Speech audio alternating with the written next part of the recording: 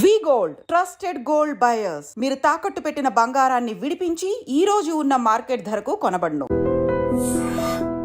Sir అక్కడ మీకు బాగా గుర్తుండిపోయిన సంగతి చెప్పండి. ఫస్ట్ పోస్టింగ్ కదా కాళసీత శ్రీరాంపూర్ ఫస్ట్ పోస్టింగ్ లో మనకు ప్రధానంగా ఏంటంటే మెడికల్ క్యాంప్ చెప్పాను కదా మీకు, మెడికల్ క్యాంప్ కాకుండా అంటారా. అంటే అక్కడ మనకి ఒక సందర్భం ఏముంటుందంటే, ఫర్ ఎగ్జాంపుల్ మా పక్కన విలేజ్ లో ఒకతను మర్డర్ కాబట్టాడు. అప్పుడు వాళ్ళు ఇప్పుడు ఎవరెవరు మేము పోవాల్సి వస్తుంది. మేము చెప్పిన టైం కాకుండా క్రాస్ కంట్రీలో పోవాలి, మేము రోడ్డు నడవడానికి లేదు. దానిక సంఘటన డైరెక్ట్గా వెళ్ళిపోయింది. అప్పుడు రోజుల్లో మా హెడ్ కానిస్టేబుల్ కూడా ఒక అతను నా దగ్గర పనిచేస్తాడు, నాయుడు అని. అతను బయటికి వెళ్ళిండు ఒక పని మీద, మేము చెప్పిన అది కూడా సర్ప్రైజ్ని పోయిండు. కానీ అక్కడ వాళ్ళు రెడీగా ఉన్నారు, కాసుకొని మావోయిస్ట్ అంటే అప్పుడు పీపుల్స్ వార్ అంటారు, పీపుల్స్ వార్ పేరు. వాళ్ళు వచ్చి అతని మీద అటాక్ చేయడం జరిగింది. చేసి ఫైర్ చేశారు, లిటరల్ ఫైర్ చేస్తే అతను పోయేవాడు బెండ్ అయితే వల్ల అది ఫస్ట్ రౌండ్ ఏంటంటే అది హెడ్ లైట్కి పడ్డది. సెకండ్ రౌండ్ అతను పైనుంచి దూసుకొని వెళ్ళిపోయింది. అయినా ధైర్యంగా అతను ఏమంటే పోలీస్ స్టేషన్కి వచ్చిండు. అది నాకు బాగా ఉండే సంఘటన. ఎందుకంటే ఫస్ట్ పోస్టింగ్లో కొంచెం మనకు అనిపిస్తుంది హ్యూమన్ బీయింగ్ కదా, అతను అక్కడ చనిపోయే అవకాశం ఉంటుంది. కానీ ధైర్యంగా అతను ఎక్కడ కూడా ఆందోళన పడకుండా అతను స్టేషన్కి వచ్చారు. ఇది నాకు బాగా ఫస్ట్ పోస్టింగ్ లో ఫస్ట్ గుర్తు. దానికి రిటాలియేషన్ ఏం జరగలేదా, చేయలేదు? దానికి జరిగింది. మళ్ళీ మేము ఫారెస్ట్ లో కోంబింగ్ చేసినాం, దానికి సంబంధించిన మిలిటెంట్స్ ఉందో. తర్వాత మళ్ళీ ఒక ఎక్స్చేంజ్ ఆఫ్ అయింది మాకు వాళ్ళకి మధ్యలో.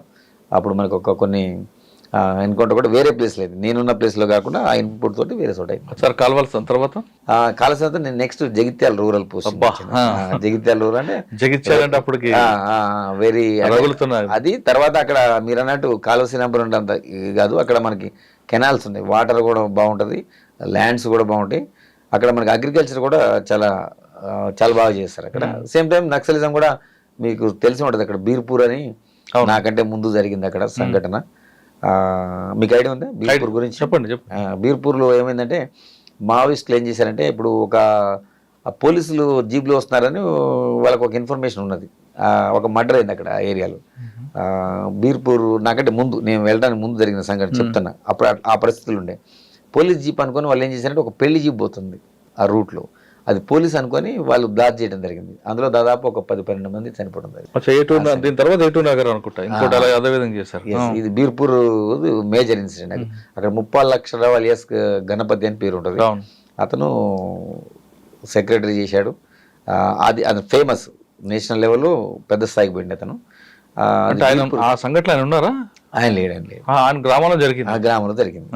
మావోయిస్టులు చేసిన దుశ్చర్య వల్ల చాలా మంది ప్రజలు, ఇన్నోసెంట్ ప్రజలు ప్రాణాలు కోల్పోవడం జరిగింది అక్కడ. దాంతో ప్రజల్లో కూడా వ్యతిరేకత వచ్చింది. ఆ సంఘటన తర్వాత మీరు వెళ్ళారు? తర్వాత మేము వెళ్ళాం. మరి ఆ బీర్పూర్ లో అప్పటికి ఉందా ఆ సిచ్యువేషన్ అండి? ఉన్నది. ఇప్పుడు మా బీర్పూర్ పర్టికులర్ గా ధర్మపూర్ ఏరియా, సారంగపూర్ అంటారు. మెయిన్ అంటే సారంగపూర్ మండలం అది. అది అంటే గుట్టా విలేజ్ అని పిలుస్తారు దాన్ని.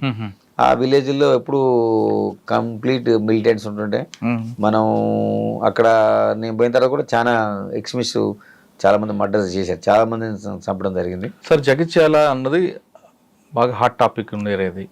పబ్బో చెప్పాలంటే హబ్ అది. ఓకే, అప్పుడు జగన్మోహన్ రెడ్డి గారు డిఎస్పీ సిఏ ఉండేవారు. ఆయన టైంలో మీరు పనిచేశారా జగన్మోహన్ రెడ్డి గారు కానీ లేదా నరసింహరావు గారు కానీ? నాకంటే ముందు చేశారు వాళ్ళు. నేను 2000 ఇయర్లో పోయినా, అంటే ఇప్పుడు 25 అంటే 25 ఇయర్స్ బ్యాక్ వెళ్ళడం జరిగింది. నాకంటే ముందు వాళ్ళు ముందు చేశారు. అప్పుడు నరసింహరావు గారు కానీ తను కానీ చేశారు. అప్పుడు నక్సలిజం పీక్ స్టేజ్లో ఉన్నది అప్పుడు. సార్ మేము వెళ్ళినప్పుడు కూడా పీక్ స్టేజ్లో ఉన్నది. జగిత్యాల మీకు బాగా గుర్తుండిపోయిన సంగతి చెప్పండి. జగిత్యాలలో పర్టికులర్గా నేను చేసిన పీరియడ్లో మేము చెప్పాను కదా, ఎక్కువ లెఫ్ట్ ఐడియాలజీ ఉన్నది, నాకు కూడా ఉన్నది యాక్చువల్గా.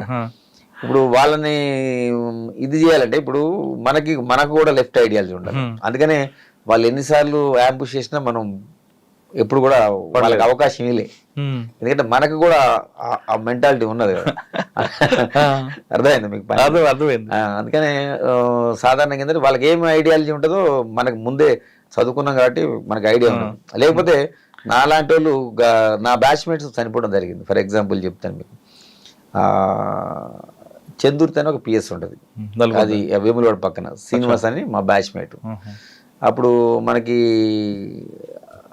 అప్పుడు దాన్ని మనం ఏమంటాం, నాకు పేరు గుర్తు, ప్రజల వద్దకు పాలన లెక్క. అప్పుడు రచ్చబండ?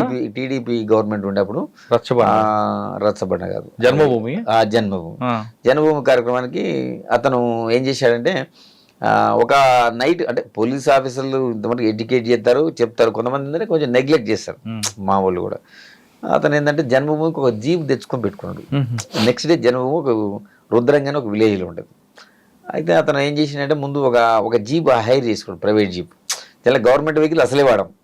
సడన్గా మనం పిలిచి అతనికి హైర్ చేసుకొని మార్నింగ్ అతను జన్మభూమికి పోవడానికి వెళ్తాడు.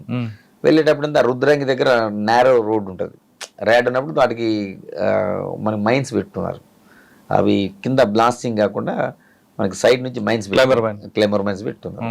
పెట్టుకోవాలి. ఆ క్లైమర్ మైన్స్ లో అతను బ్లాస్ట్ చేయడం వల్ల అతను చనిపోయాడు. అంటే ఈయన వస్తున్న ఇన్ఫర్మేషన్ వచ్చిందంటే వాళ్ళకి ఉంటది అది జనరల్ గా. ఎందుకంటే మనం వెహికల్ తెచ్చుకున్నాం కదా, ముందు వెహికల్ అంత ముందు రోజు నైట్ తెప్పించుకుంటారు తన వెహికల్. అంటే వాళ్ళు సెన్స్ చేశారు, ఎందుకంటే అప్పుడు రోజుల్లో ప్రతి విలేజ్ లో కూడా వాళ్ళకి మిలిటెన్సీ ఉన్నది. అంటే అతను నక్సల్స్ డైరెక్ట్ గా వెపన్ తీసుకొని ట్రావెల్ చేయడు, అంటే సింపథైజర్స్ ఉంటారు. వాళ్ళు ఏంటంటే ఇతను జీప్ తీసుకెళ్లారు కదా, అతనికి ఆల్రెడీ తెలిసిపోద్ది ఆ గ్రామంలో, అంటే ఈ వెహికల్లో వస్తారని వాళ్ళు ముందే గ్రాస్ప్ చేసి ఆ పర్టికులర్ ఏరియాలో క్లైమర్స్ కూర్చున్నారు.